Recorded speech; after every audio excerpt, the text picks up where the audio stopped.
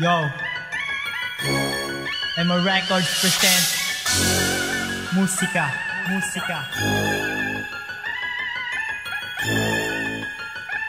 Evolutionbase.com.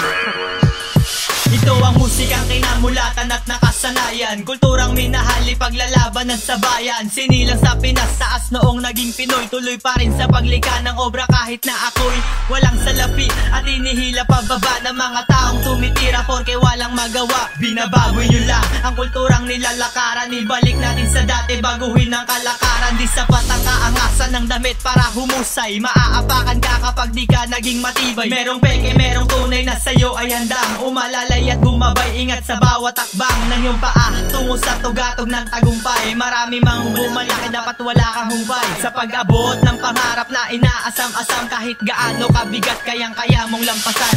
Musika, ang larangang pinagmulan, umaani ng respeto at ginagalang ng ilan. Ito na rin ang dahilan kung bakit kami sumusulat ang mga awitin na ang kalidad ay di masukat. Musika, ang larangang pinagmulan, umaani ng respeto at ginagalang ng ilan. Ito na rin ang dahilan kung bakit kami sumusulat ng mga awitin na ang kalidad ay di masukat. Ako'y isang simpleng makata na tulad din ng iba, tumatatag bandang huli, sumasablay sa umpisa. Mundo na kailangan ng husay at pulidong taktika, nakikipagbuno sa pesto na parang politika. Sa pagtungtong sa entablado, sa una ay kabado, hangad ay palakpakan at sigaw ng mga tao. Adhikain mapabilang sa mga hinahangaan, layunin maabot at magkamit ng karangalan. Sa bawat labanan, dapat matibay ang sikmura, dapat napakisamahan kahit di mo masikmura. Nakalaban man kung kailangan magpakumbaba, balang araw aangat din ang mga nasa baba. Mula sa pagbuo at paglapag nakahanda, yan ang nakasanayan sa araw-araw na ginawa. Kahit sabihan man na wala akong mapapala, ito na ang aking mundo, wala kayong magagawa. Musika, ang larangang pinagmulan, umaani ng respeto at ginagalang ng ilan. Ito na rin ang dahilan kung bakit kami sumusulat ang mga awitin na ang kalidad ay di masukat.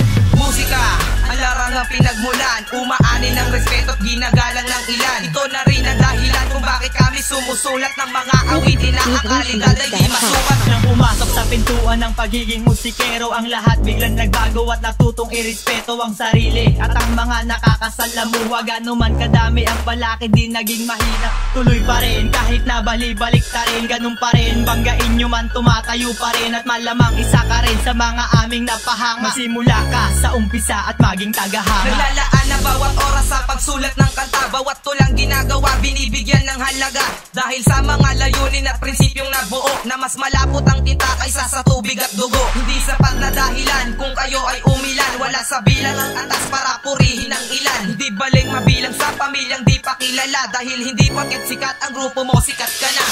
Musika, ang larangang pinagmulan, umaani ng respeto at ginagalang ng ilan. Ito na rin ang dahilan kung bakit kami sumusulat ang mga awitin na ang kalidad ay di masukat. Musika, ang larangang pinagmulan, umaani ng respeto at ginagalang ng ilan. Ito na rin ang dahilan kung bakit kami sumusulat ng mga awitin na ang kalidad ay di masukat.